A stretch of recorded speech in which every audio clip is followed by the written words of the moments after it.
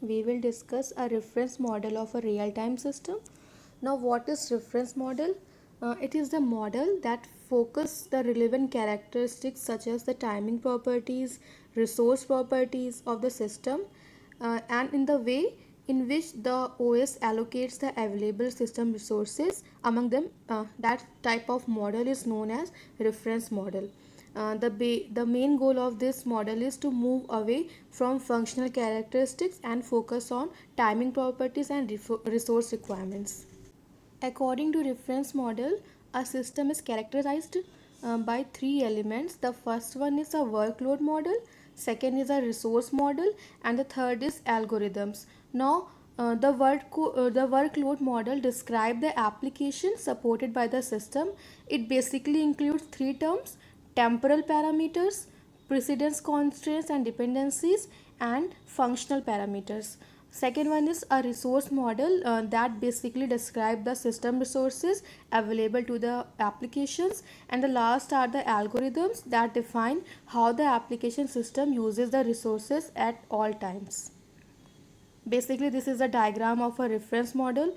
We further classified it into three parts. The first is task graph, second resource graph, and the last is scheduling of resources. Task graph basically include the application system, uh, basically include the application which used by the system, and resource graph basically include the uh, all the available system resources which used by the applications, and the last scheduling of resources includes algorithms. Take a look on the processors and resources. We divide the system resources into two major types. The first one is processor and the second is resources. One of the most important concepts. What are the processors? These are basically the active resources. For example, computers, transmission links, disk, database servers are all other processor, and every job must have one or more processor in order to execute and make progress towards completion. And two processors can be called the same type if they are identical and can be used interchangeably. We will denote the processor with the capital P, and the call are denoted with the help of 1, 2 and up to M. So we can say if we call any processor, then we will say that P1, P2 up to PM. By resource we mean passive resources. For example, passive resources are memory, sequence number, semaphore, database log, etc. A job may need some resource in addition to the processor in order to make some progress. We will use capital R to denote the resources. What are the use of resources? Basically, if any system contain row types of resource, that means there are row different types of serially reusable resources. There are one or more units of each type of resource. Only one job can use each unit at once. That means we also say it mutually exclusive access. And a job must obtain a unit of a needed resource, use it, and then release it. A resource is a plenty. There are few restrictions that jobs never block when attempting to obtain a unit of a plentiful resource, and we typically omit such resources from our discussion since they do not impact performance or correctness. Now, the first type of model basically include three types of things which I told you, that the workload model include temporal parameter, precedence constraints, and functional parameters. Now, what are the temporal parameters of workload? Basically, temporal parameters tell us its timing constraint and behavior. Its interconnection parameter describe how it depends on other jobs and how other jobs depend on it. Basically, temporal parameter include four things: release time, relative deadline, absolute deadline, and execution time. Here, each job is characterized by its temporal parameters, functional parameters, resource parameters, and interconnection parameters. Now, what are the temporal parameters? The next term which is used in this model is fixed, jittered, sporadic. What is fixed?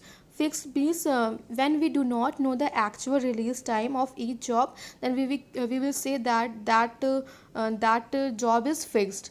Now what jitter is when we do not know the actual release time of each job, but we know the range of the release time, then that type of job is known as the jitter job.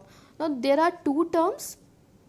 First is sporadic and the other is aperiodic. Now any task is aperiodic if the jobs in it have either soft deadlines or no deadlines, or any task is known as sporadic task if tasks containing jobs that are released at random time instants and have hard deadlines, then that type of tasks are known as sporadic tasks. If the jitter is negligible, then the actual release time of the job is given by either earliest or the latest release time. This release time of the job is called fixed release time, and the release time of such jobs are random variables and can be described in terms of probability distribution, which are known as A of x, and A of x gives the probability that the release time of job is at or earlier than x for all valid values of x. Now what are the execution time, which I told in one of the lecture before? It is the amount of time required to execute the job, and it executes alone and has all the resources it requires. The execution time depends on the complexity of the job, speed of the processor, but not on how the job is scheduled.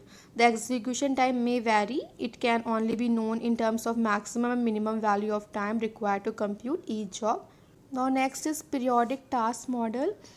In this model, each computation or data transmission that is executed at regular or semi-regular time intervals in order to provide a function of the system on a continuing basis is modeled as a period task, such as digital control, real-time monitoring, and constant bitrate voice video transmission are the periodic task model.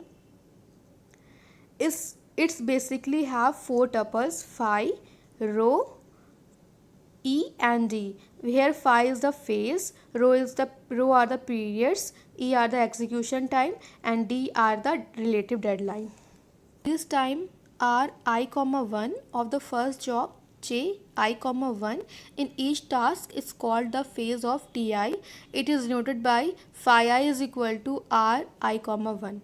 Different tasks may have different phases, and if all the tasks have same phase, then they are in phase. The period Pi of the task Ti is the minimum length of all the time intervals between release time of consecutive job, and the execution time Ei of a task Ti is the maximum execution time of all the jobs in the periodic task. The period and execution time of a periodic task in the system must be known with reasonable accuracy. Now the next term is precedence constraints and dependencies. The jobs are said to have precedence constraint if they are constrained to execute in some order. For example, in a radar surveillance system, the signal processing task is the producer of track records, while the tracker task is the consumer. In particular, each tracker job processes the track records generated by a signal processing job, and the designer may choose to synchronize the task so that the execution of the tracker job does not begin until the signal processing job completes. So these are the example of precedence constraints. Here the job is a task, whether the job is periodic or aperiodic or sporadic, may be constrained to execute.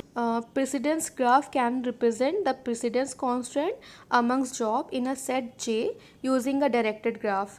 Here each vertex in the graph represent the job, and there are directed edge from vertex Ji to Jk when job Ji is an immediate predecessor of job Jk. This graph is called precedence graph, and the task graph is an extended precedence graph. It is used different types of edges to represent the different dependencies.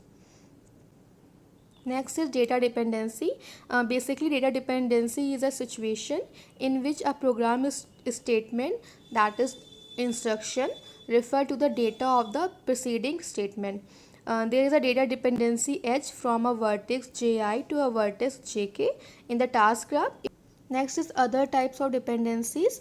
The various types of extended dependencies in precedence graph are temporal and or precedence constraint, conditional branches, and pipeline relationship. In a task graph, temporal distance constraint among jobs are represented by temporal dependency edge. Temporal dependency edge from a vertex. If the job JK must be completed within a certain time, some jobs may be constrained to complete within a certain amount of time relative to one another. The jobs are said to have temporal distance constraint if their temporal distance must be no more than certain finite value. In task graph, temporal distance constraint among jobs are represented by temporal dependency edge. Parameter is infinite if jobs have no temporal distance constraint or there is no temporal dependency edge among the job. And or precedence constraint, basically in this type of constraint, a job with one or more than one immediate predecessor that must wait until all of its predecessor are executed is dependencies among theme and precedence constraint. These are represented by unfilled circles in the task graph.